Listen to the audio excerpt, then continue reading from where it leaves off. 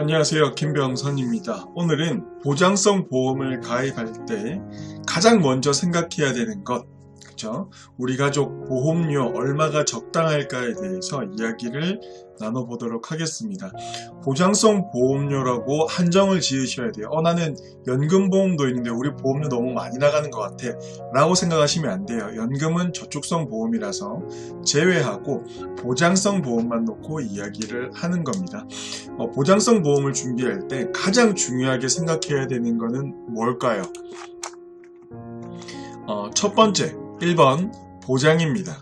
2번 납입기간, 3번 보험료, 4번 완납 가능한 설계. 이 중에서 가장 중요하게 생각해야 되는 건 뭐냐면 바로 4번입니다. 완납이 가능하지 않으면 이거는 정말 종이 쪼가리나 마찬가지예요. 그렇죠? 그래서 이 완납 가능한 설계를 어떻게 할 수 있느냐, 제가 영업활동을 많이 해보니까 보험료가 가장 중요하더라는 겁니다.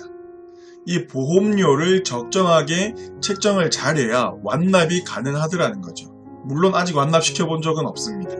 완납이 20년 납이 보통이기 때문에 제가 아직 경력이 그 정도는 안 되지만 완납하신 분들 보니까 보험료를 적당하게 책정을 했더라는 거예요. 근데 그러면 이 보험료를 적당히 책정하려면 어떻게 해야 될까요? 우리가 흔히들 소득의 10% 정도를 보험료로 지출하면 적절하다라고 이야기를 합니다. 어디까지나 맥시멈이겠죠. 10%라는 거는. 또는 가족력을 고려할 때 10%가 꽉 찰 수도 있을 겁니다.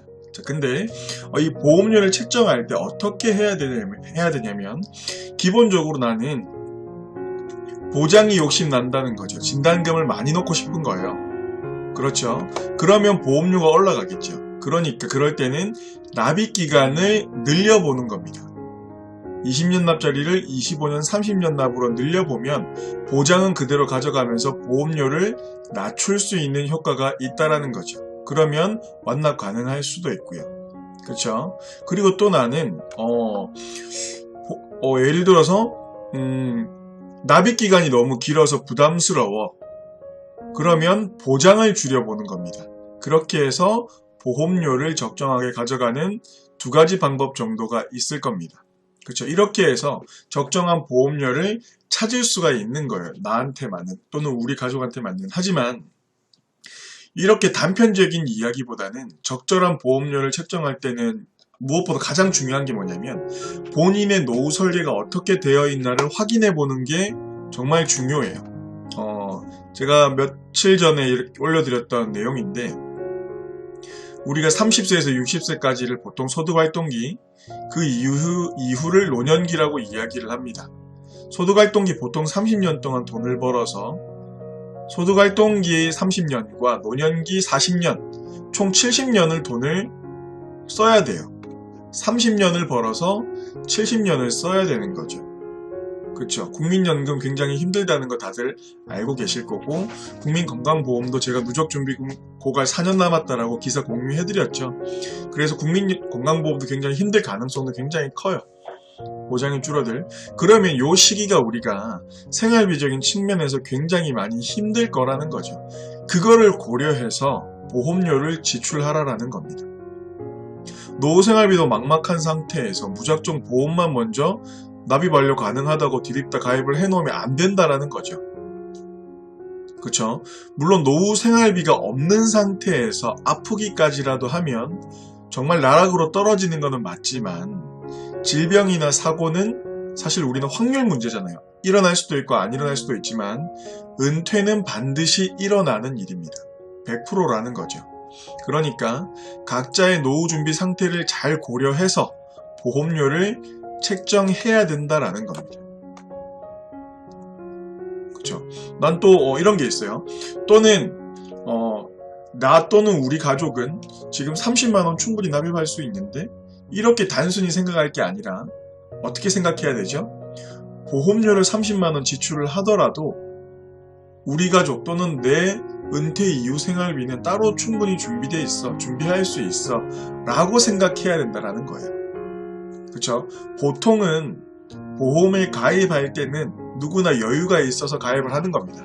그 당시 그 정도 사이즈는 여유가 있다라는 거죠. 근데 문제는 뭐냐면 살다 보니까 결혼도 해야 되고, 그쵸? 사회 초년생들이 특히 실수를 많이 하세요. 결혼도 해야 되고, 양육비도 나가고, 얘들 학자금도 나가겠죠? 그리고 뭐 차도 사야 될 것이고, 바꿔야 될 것이고, 집도 사야 돼요. 대출도 발생을 하겠죠.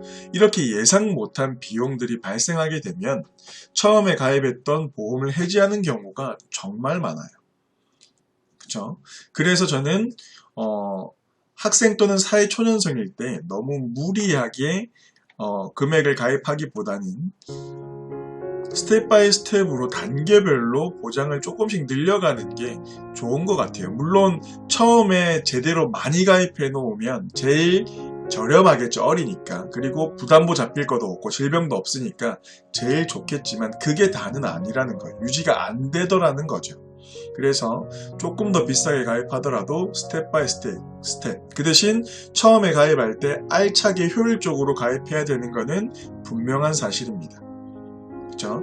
이 영상을 통해서 적절한 보험료를 딱 수치로 듣고 싶으셨던 분들도 계시겠지만 정답은 없는 것 같아요. 각자의 생활과 보험의 니즈 정도가 상황과 보험에 대한 니즈 정도가 천차만별이기 때문에 상담을 통해서 본인의 상황을 정확히 진단을 한번 해보고 기존 보험도 고려를 해야 될 것이고 노후 준비 상태도 봐야 될 것이고 그쵸?